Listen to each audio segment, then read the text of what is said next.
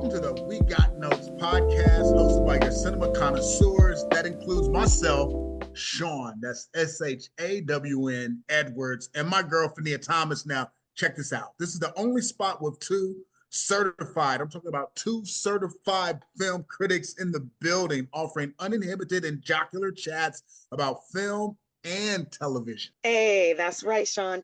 Each month, we'll bring you stories from sets, tales from behind the scenes, and movie reviews, plus some TV thoughts from the latest releases. Because we got notes. So chill out, grab a snack, and vibe with us. And if you got notes, let us know. Drop them in the comments. We might read some. Welcome back to the We Got Notes podcast. Thank you for joining us for episode 14, where we gonna bust down and break down this year's Academy Awards, the 97th show, which was, in my opinion, mid. It was fine. It was cool, you know. Maybe you could, yeah, that's it. That's all I got. What did you think of the show overall? I just can't believe the Academy has been doing the same bullshit for 97 years, first off. I don't get it, but all right, the show. I watch from home. Broadcast on ABC. I own the Hulu platform. From a technical side, the stream was fine. Flawless. Not your screen. People were complaining that the stream wasn't working very well, but it worked perfectly fine for me. So Hulu, if you're listening, job well done. The stream worked for me. It was great. It looked good. I was a little apprehensive about the host selection. Conan O'Brien is sort of one of those, he's an appreciated taste. His style of comedy is not for everyone. Right. It's acquired. It is a very acquired style of comedy that ain't for me. Okay, I can agree with that, but I was like, okay, Fahnia, just because you don't tune into his show on a daily basis, maybe he might deliver. So give him a chance. He was like modern day Bob Hope. Ooh, I don't know if many people gonna get that reference. Well, he was modern day dad joke guy. Ooh, don't offend the dad joke guys, because some dad jokes are really, really funny. God. I thought that Adam Sandler and John Lithgow were funnier than him. Like those little bits with him panning to John's face, hilarious. Adam Sandler's sweat attire, that's like a well-known meme, hilarious. I know, but way funnier than I know, but is it me or were those jokes probably better at the Golden Globes than the Academy Awards? Oh, I don't know. I didn't watch the Golden Globes. The Academy Awards seems like the type of show that should be very prestigious. The Adam Sandler bit was funny, but it did drag. It dragged on for a little too long. And in the wrong place at the wrong time. That's a Golden Globe Critics' Choice Award type joke. Okay. Not the Oscar. For me, the John Lithgow thing worked, but once again, wrong place, wrong time. Like that would have been funny as hell at the Golden Globes or Critics' Choice Awards, but at the Oscars, the reasoning behind that was to wrap people up, right? Because like they can get winded. But the rap game ain't fair at the Oscars, and it never will be. The Oscars ain't fair. We wrapping some people after 30 seconds, and then we letting certain individuals just do what they want to do. And listen, some of the categories shouldn't even get screen time. They should just be emailed to us. No, all categories should get screen time. They got it. Look. No. Yes, instead of rapping people, how about you just like dump a couple of those tributes that flat out did not work? The James Bond tribute was garbage. Okay, so wait, before we get to tributes, let's wrap up Conan as a host overall. Yes. And I would like to say there was the funny bit with the housekeeping. I guess that was the best part for me and his whole performance. The flashback to the headshots, whoever wrote that, whoever created that, hilarious. Bravo. The headshot thing was funny, but once again, wrong place, wrong time. That joke kills at the Golden Globes or the Critics' Choice Awards. Why? Or at the SAG Awards. Why? So now you have to answer why. The Oscars is prestigious. It's supposed to be the culmination, a celebration of cinema. Like it's supposed to be at a higher level, not feel like a SNL skit. Oh, so you think that maybe they were trying to take some of the stuffiness out of the room? They were, but they dumbed it down too far, in my opinion. In my opinion, they dumbed it down too far. You can be creative and do some things where you celebrate cinema in a very fun way without making it feel like I'm watching SNL or Mad TV. So you really didn't like the Kendrick Lamar Drake bit. Well, it's old now. It's like we're halfway through the show. I guess Kendrick's gonna come out and call Drake a pedophile. Ho, ho, ho, ho, ho. Okay. All right. All right. Okay. I, yeah. Next Okay. up, award for best cinematography. It's like, yeah, all right. Maybe this is all Will Smith's fault. After the slap, anything goes. The Like, slap was 2 years ago. Come that's what I'm on. saying. Anything goes now. But this show needed a slap, pun intended. Ooh, you're not wrong. You're not wrong. This So, show okay. needed a slap in the. I'm like, my goodness. I think I fell asleep 3 times. Yes. And now I know where you I'm probably not gonna woke up lie. because I know I looked up from my laundry during one of the tributes. So we're going to go Yeah. back to that little Let's segue there. can we talk about the tributes? Let's talk about James Bond tribute because Oh when God. And I'm a Doja Cat, James Bond fan. I've been watching James Bond movies since I was 3 years old. Like my favorite James Bond movie is Moonraker, man. Like that's my thing. Like I love everything, all parts James Bond. Like I'm a Roger Moore guy. I love Sean Connery. Pierce Brosnan was dope. Like Daniel Craig did his thing. I know the villains. Like I love it. The Bond women. Like I'm a James Bond fiend. If one comes on right now, I'm pausing this podcast and watching. I'm sorry, Doja didn't do it justice. I looked up like, what? What was that? But aren't all the original performers of those songs still alive?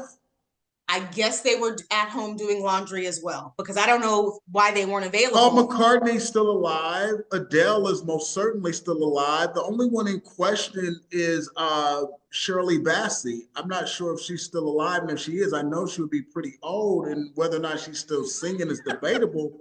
But why not get the original performers of the Bond songs? I agree. These are questions that need to be answered And why was because Margaret Qualley dancing in a red dress? She's never been in a Bond movie. She's not about to be in a Bond movie. What was the point? And why do you have a woman dancing in a Bond tribute? Shouldn't it be a guy in a tuxedo dancing? And then if you're not familiar with the James Bond franchise, they didn't talk about the significance, the importance.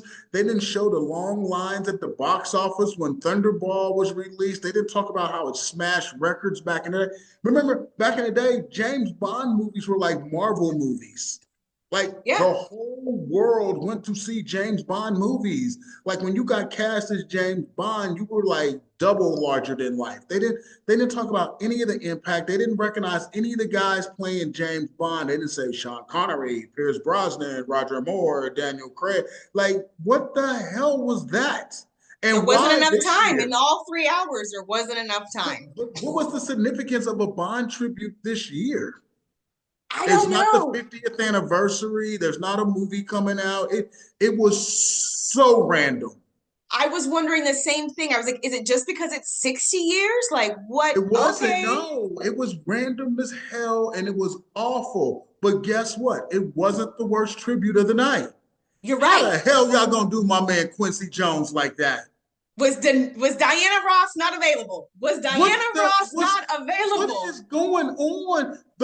One of the most prolific composers, producers in the history of motion pictures, and you do him like trash, like garbage. The disrespect. Was his daughter not available? Did y'all not have Rashida's phone number? Like what the hell was that? Queen Latifah was a part of 2015 show performance of The Wiz. That's the only tie-in.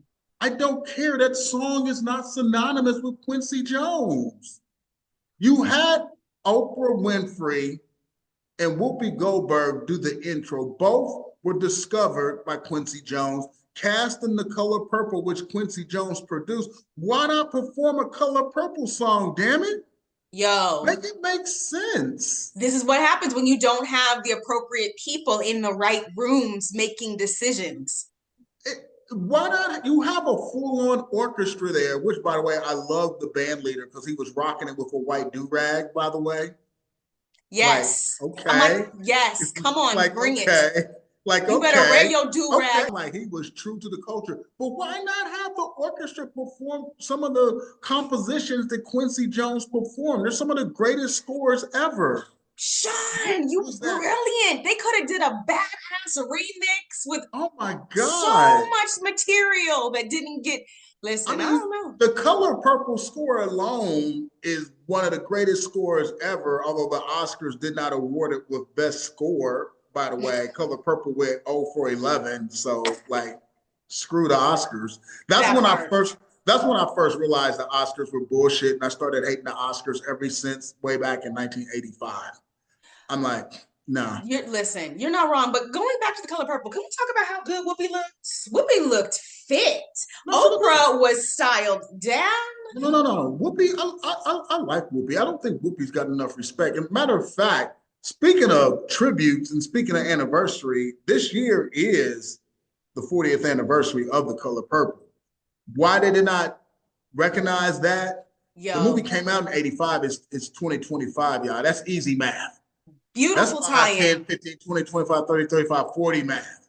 You don't easy even gotta segue. watch Schoolhouse Rock. You ain't got to watch Schoolhouse Rock. That's easy math. It's the 40th. Beautiful segue. Beautiful segue. So why didn't they have them come out and recognize the 40th anniversary of The Color Purple, then talk about the fact that Quincy Jones produced the movie, produced the score, and then perform a song from The Color Purple, then do a medley of his scores from some of the other scores that he produced from the 60s and the 70s and the 80s, but the ease on down the road with Queen Latifah and whatever outfit she had on, looking like she robbed a poor man's costume store. Like, what the hell was that? If anyone needed Paul's assistance, it would have been that outfit. Exactly. They should have hit him on the hotline. Like, Paul, we need you backstage ASAP. Listen, stat, it's an emergency. It's an emergency.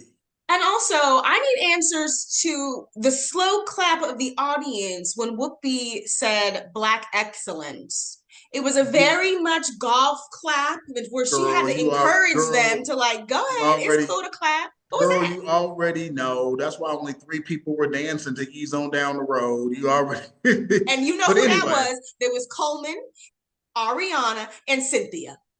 Yeah, and Cynthia's boo. James Bond tribute, trash. Quincy Jones tribute, bigger trash. But I will say this, the best opening ever.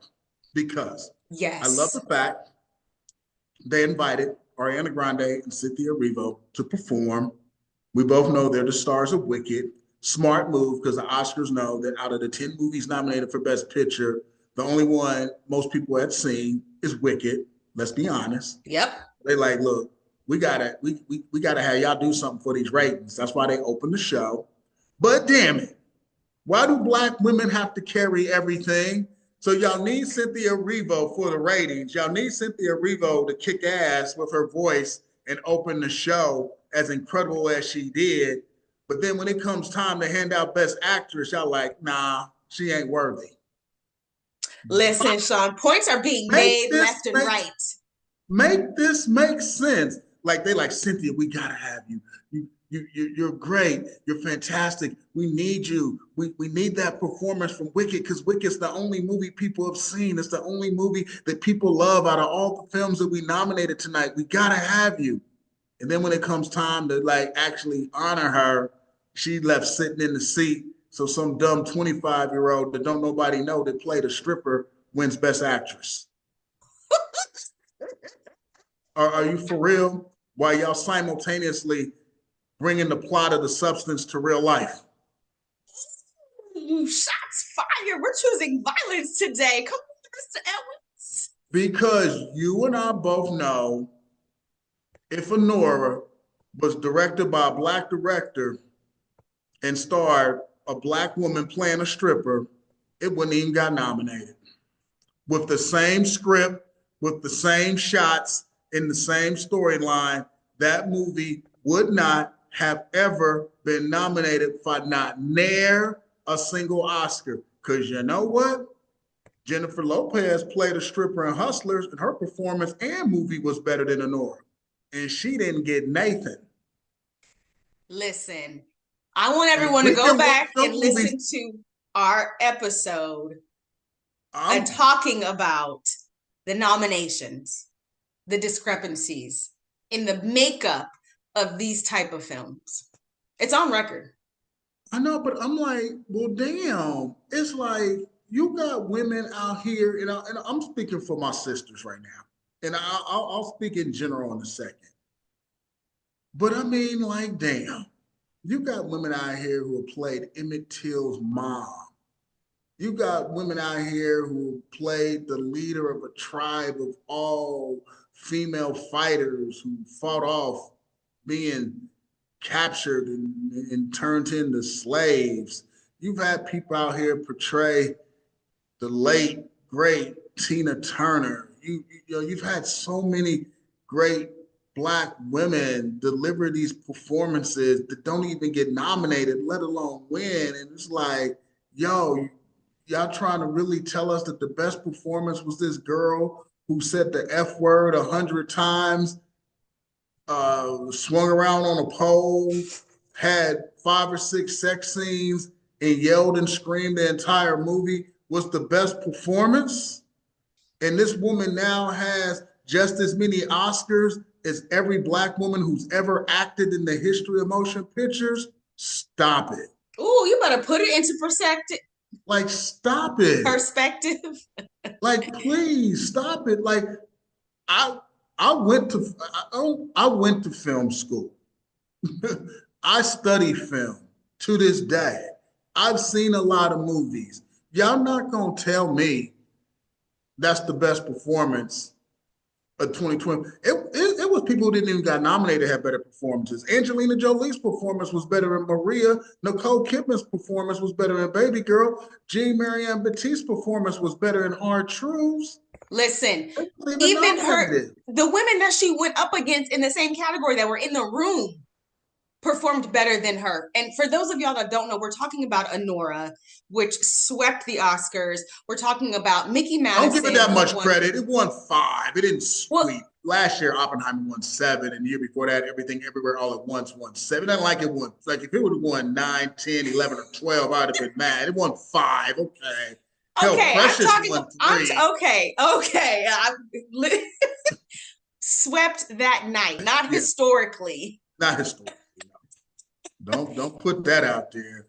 It shouldn't have won none, but it won 5. It won 5, and it won for directing, editing, original screenplay, best picture, and best actress. There were lead actresses in that room on March 3rd who outperformed Mickey Madison. Cynthia Erivo is one of them. Fernanda Torres is one of them. Easily. Okay. They outperformed her in their films. I'm Still Here and Wicked. Now, the only reason why I say that I can stand behind Anora winning an Oscar is because it is an independent film. And I ride with the independent people. I think they should get all their shine, and I think they should get all their glory. Best actress? No, not at all. Well, let me break it down. All right. Number one, it didn't deserve to win Best Picture. If you want to give it to something independent, you're not going to tell me that Anora is better than Nickel Boys. You're not. Not from a creative standpoint, not from a storytelling standpoint, not from an execution standpoint, not from an acting standpoint. You're not going to convince me of that. You're not going to convince me ever during my entire rest of my time on Earth that, and even when I'm dead, my ghost is still going to say Anora is not better than Nickel Boys, because it's not. All right, in the story on Best Picture. Best Editing, really. I saw Dune Part 2. I saw The Brutalist. I saw Amelia Perez. I call bullshit. All right. Best screenplay. You're really telling me the best screenplay that used the F word over 400 times was the best written screenplay? Okay. Let's remember these rules now. Let's remember the precedents that we set. Let's remember that. Yep, because we're gonna run it back. We want to keep that same energy year after year after year. Run it. We're gonna run this back. Best director. It broke my heart that Quentin Tarantino had to present Best Director and hand the trophy to Sean Baker when he himself, who's one of the most distinctive directors in the game, people copy his style left and right. Only Quentin Tarantino can make a Quentin Tarantino film. Has never won Best Director. That shit ain't right. You trying to tell me Anora is better than Pulp Fiction? Anora is better than Inglourious Bastards? Anora is better than Once Upon a Time in Hollywood? Anora is better than Jackie Brown? Anora is better than Reservoir Dogs? If you believe that, turn this podcast off and I don't ever want to meet you because you're dumb. You are. This is not. It's not. It broke my heart to have to watch Quentin Tarantino hand this dude the Best Director trophy, and he's never won one. And this dude wins the Best Director trophy for Anora. That's what I'm going to say about Best Director. Plus, like I said, I saw Dune Part 2. I saw Conclave. I saw Nickel Boys. You really trying to say that Anora was the best directed film? My eyes work very well. I watched all these movies. I call bullshit. And then finally, the most atrocious thing that happened that night, Best Actress category. Because deep down inside, I knew they were never going to give Best Actress to the trans woman. That's not going to happen. I knew they were never going to give it to the Black woman. I knew Cynthia Erivo didn't have a chance. Plus, she starred in half a movie. So there you go. Because we still got Wicked Part 2. Maybe they'll show some love for Wicked Part 2. They were never going to give it to the unknown Brazilian actress. We knew that wasn't going to happen. And they weren't going to give it to the old, over-the-top, trying to make a comeback actress in Demi Moore. We knew they were going young. That's why Emma Stone has 2 Oscars. That's why Jennifer Lawrence has Oscars. They always go with the young ingenue. We knew that. That's what they love. That's what they like. And the majority of the people who vote, that's their flavor. End of story, which is why like I said, they like them when they get naked. Naked gets Oscar. Yes, they do. Which is sad to say, happened to the only Black woman that's ever won an Oscar. When we talked about the Oscar announcements, you either said it was gonna be Demi Moore or Mickey. You called it. I know, because it's like oh my god, Anora, right? Just made the movie so great. I'm like, come on, y'all wasn't trying to get no Oscar to Ice Cube for Players Club. Lisa Ray was just as good as Mikey Madison in Players Club. What? Come on, legendary. People still quote that film to this day. Who's quoting Anora? Who? I guess the idiots that voted for it. I know you want to get into supporting actor because you called this one too. Shawn, you called this spot on the nose. Yeah, and I'm just going to say this real quick. For all y'all that don't know, Kieran Culkin won for A Real Pain for Best Supporting Actor. Now, my only thing is he got up there like Shawn predicted and was doing all his normal wiggling and jiggling and, silly guy stuff. Doing all that. And he said, I don't know how I got here. I immediately yelled at the TV, your brother. Hello? But anyways, you know that I wish my gentle goon won this category. Yuri didn't win, but I'm not sour or anything. I just love all the hypocrites in the room. This little boy literally won an Oscar and goes on stage and talks about immediately impregnating his wife. Trust and believe if a person of another hue had won an Oscar and went on stage and talked about impregnating their wife, they would have called holy hell. That shit wasn't cute. That shit was disgusting. That dude needs to please grow the hell up. I let you say it, right? Because as the female on this podcast, I'm already biologically dialed in to be like, what the f-? But for you to also catch that energy is a whole nother. So you ain't wrong. This dude literally on stage, like, I made a bet with my wife, and I said, if I win an award, I want 3 kids, and she's gonna get pregnant. I said, if I win an Oscar, I could have 4. And I like, dude, if I had won an Oscar and said any of that, they might have taken my Oscar back. And meanwhile, his wife is sitting there like, no, thank you. I don't know. Dude, the look on her face was like, please shut the hell up. Like, how come he can't just act like a man? That dude is not a child. He's like 40 plus, right? Yeah, oh, for sure.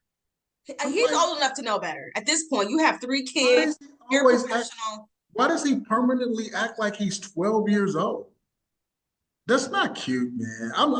You see, I hate again, this. but listen, it goes in alignment with the same people that like films like Anora with the naked girl. Right? Yeah, because this dude wasn't even acting. He was the same character at the podium that he was in the film, but y'all just gave this dude an Oscar. Let's break down supporting actress. Why are you laughing? Because she survived. She's a survivor. She survived the debacle of Nina Simone. You too can win an Oscar after wearing blackface.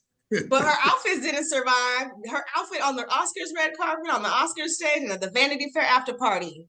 Ooh, child. Paul, where is Paul? We need help. He's in demand. Paul's in demand. Now, congrats to Zoe Saldana. Congratulations, girl. She was carving out her own stats. I like it. Yes, the first Dominican to win.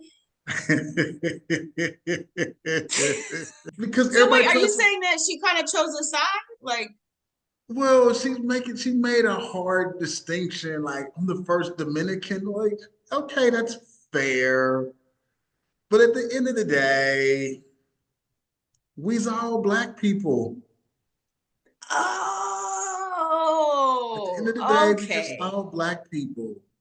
We all black people, first Dominican, first Puerto Rican, first whatever. We all from the way the transatlantic slave trade worked. We're all the same. We're all from the same tribe. Listen, okay, so we both have the same type of reaction. I love us for real.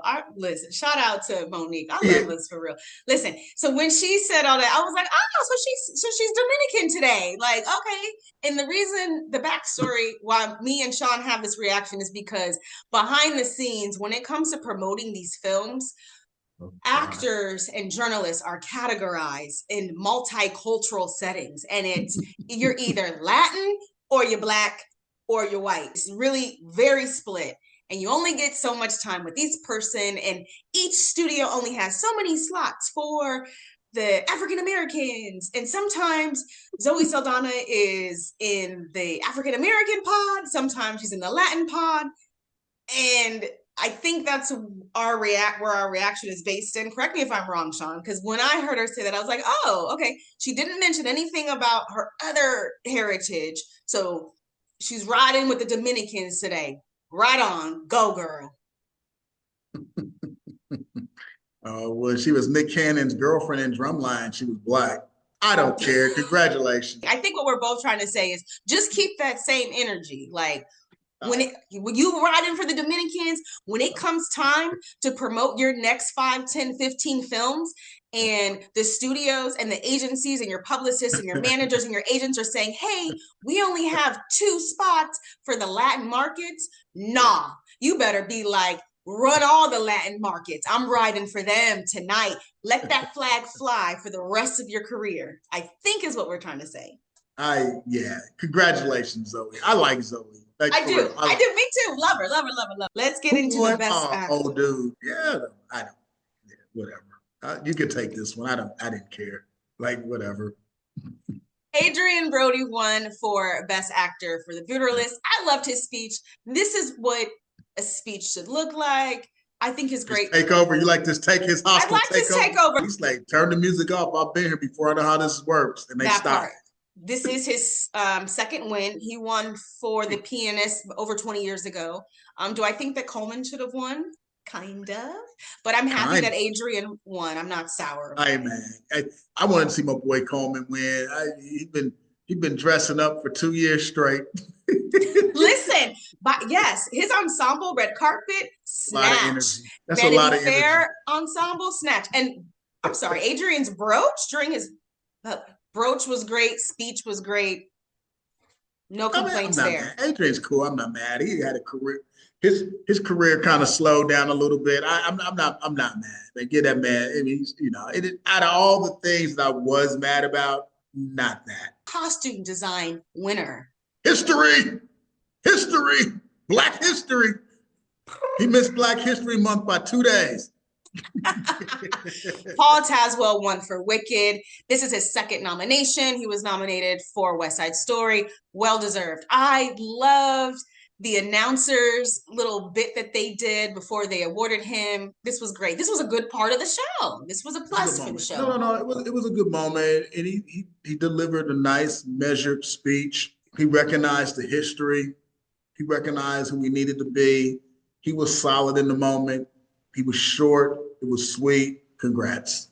Yes. Now, how we go 97 shows with there only being one African-American male winning this category?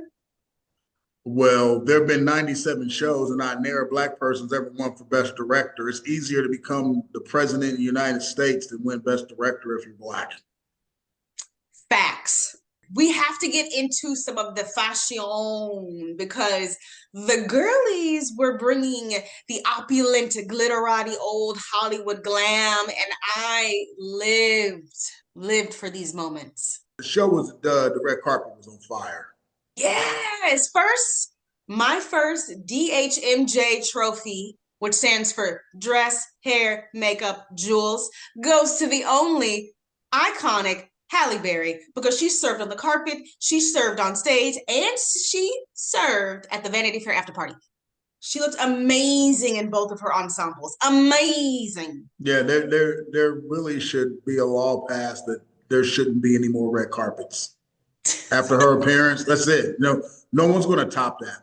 Shut it down. Two other trophies are going to Selena Gomez and Emma Stone because they also rocked the dress, the hair, the makeup, the jewels. Again, it was just opulent, old, just styled down to the socks. Selena's right. And Emma Stone, she played the part. She looked great. Demi Moore, she looked great. She didn't win, but she looked great. Oprah Winfrey looked great, styled down. Whoopi Goldberg, like the tattoo we saw, she was giving décolleté. Whoopi was looking great. Yeah, the only person who disappointed on the carpet really was Cynthia Erivo because she looked like she was going to a Star Trek convention. You're not wrong. I didn't prefer it. I liked her Vanity Fair ensemble better than the her Oscar fit. It was too pointy, too sci-fi. It was too costumey. It was too on brand. Yeah, I was like, she normally be winning, but yes. She normally looks amazing. The floral dress she wore during the opening performance was phenomenal.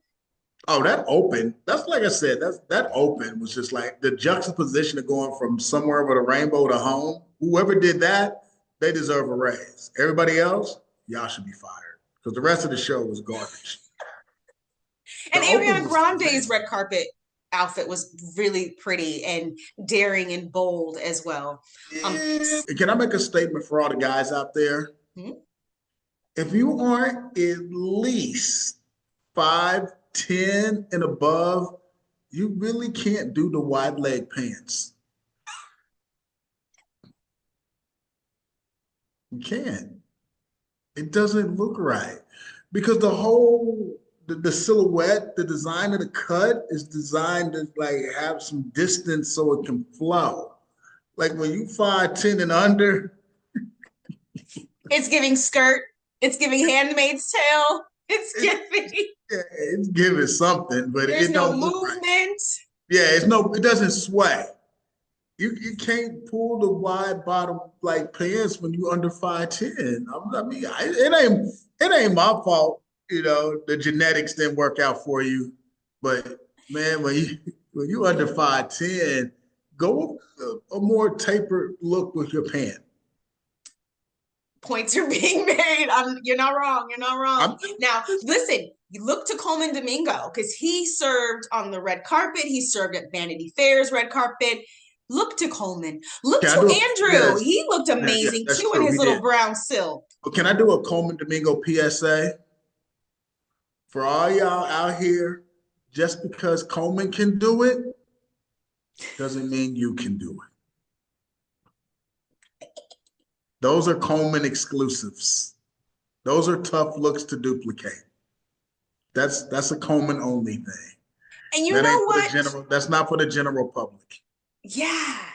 You know what else shouldn't be duplicated? Zoe Saldana's outfit on the red carpet for the Oscars and the Vanity Fair after party. For her Those only. dresses Her were only. misses Oh, both you didn't like them? times. Paul, we need you. Paul, where are you? Yeah, you called her out earlier in the podcast. You said she was not rocking it. No, the gloves and the jewels, amazing. Beautiful gloves, beautiful jewels. The dresses? Okay. All The right. dresses. And Miley left her eyebrows at home. What was going on? What was going And what about my guy? My guy's on the hottest show on TV right now, Sterling K. Brown, but he looks like he's about to bring people drinks. He's not a server. He was giving server. Was it giving 5-star restaurant, white glove service Look, server? yeah, the white jacket and the white jacket and black pants. That's very like you work at the Tropicana and Sammy Davis Jr. is about to come out and tap dance. Listen, these are our notes. Like them or not, very, you know? Very, We got very, notes. yeah, very old school. But Sterling's my guy because that Paradise show was fire. How many claps are you giving the 97th Academy Awards show? I'm giving one clap thanks to Cynthia Erivo and Ariana Grande. That opening was amazing, one of the best of all time. And I love that juxtaposition between The Wizard of Oz and The Wiz because I did not have 2 songs being performed for The Wiz at the Academy Awards on my bingo card. Hey, I'm going to give it 2 claps. Okay, 2 claps. It gives me some fashion. There were moments where I chuckled, you know. Okay, so it's getting some claps. extra love because of the carpet, but the show itself, yeah. Listen, the carpet, the fashions, we love to see. Again, the opening with Adam and John, those were moments I loved. I loved Whoopi. Yeah. I loved Oprah. I loved Adrien. Yeah. I loved Paul.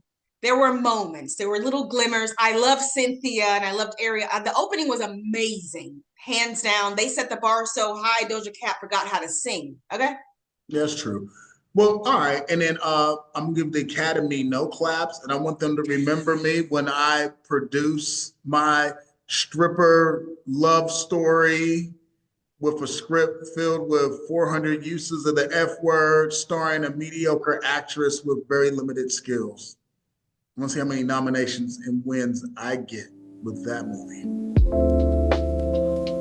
All right, as you can see, we always got notes and we have lots of notes, but we appreciate y'all for chilling with us, sticking with us. And if you got notes, let us know and check back in next week for our notes on all, and I mean all the latest releases. Don't forget to subscribe and like the We Got Notes podcast on Apple, Spotify, Amazon, or wherever you listen to podcasts.